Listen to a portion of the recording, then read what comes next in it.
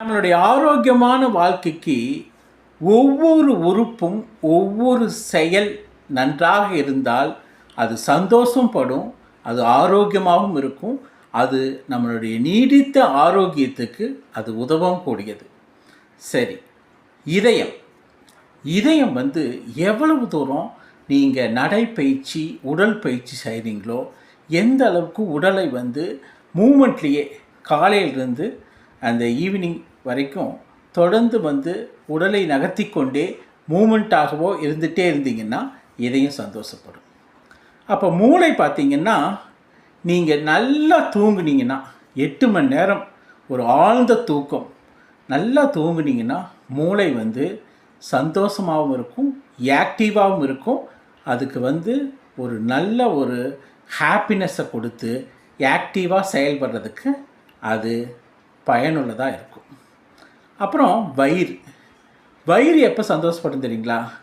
வயிறு நீங்கள் பார்த்தீங்கன்னா நல்லா சாப்பிட்ட சாப்பாட்டை அவசரமாக முழுங்காமல் நல்லா அரைச்சி உமிழ்நீர்கள் எல்லாமே வாயில் சுரக்கணும்.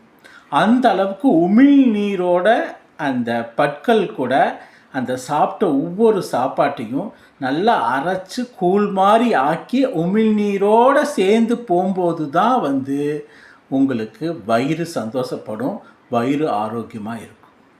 அப்புறம் சிறுநீரகம் பார்த்திங்கன்னா சரியாக தண்ணி குடிக்கணும். ஒரு நாளைக்கு 3 லிட்டர்லேருந்து 4 லிட்டர் தண்ணி சரியாக குடிச்சிங்கன்னா அந்த தண்ணீர் குடிக்க சிறுநீரகம் ஆரோக்கியமாகவும் இருக்கும், அது சந்தோஷப்படும். ஸோ இதயம், மூளை, அதே நேரத்தில் கல்லீரல் எப்போ சந்தோஷப்படும் தெரியுங்களா? நீங்கள் உடல் எடையை சரியான விதத்தில் வைத்திருந்து உடல் எடை சீராக இருக்கணும். அந்த பிஎம்ஐ இன்டெக்ஸுங்கிறது சரியாக இருக்கணும். அதே நேரத்தில் ஆயில், சுகரி, பேக்கரி ஐட்டம் அதிகமாக கொடுக்காம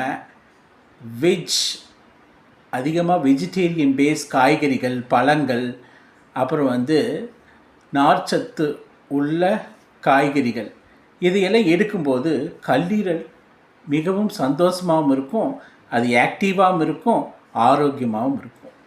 இதானுங்க, இந்தந்த உறுப்புக்கள் இந்தந்த வகையில் நீங்கள் செயல்பட்டீங்கன்னா அது சந்தோஷமாகவும் இருக்கும், உங்களுடைய ஆரோக்கியமும் மேம்படும், உங்களுடைய ஆரோக்கிய பயணத்துக்கு அது ரொம்ப உதவிகரமாக இருக்கும். நன்றி.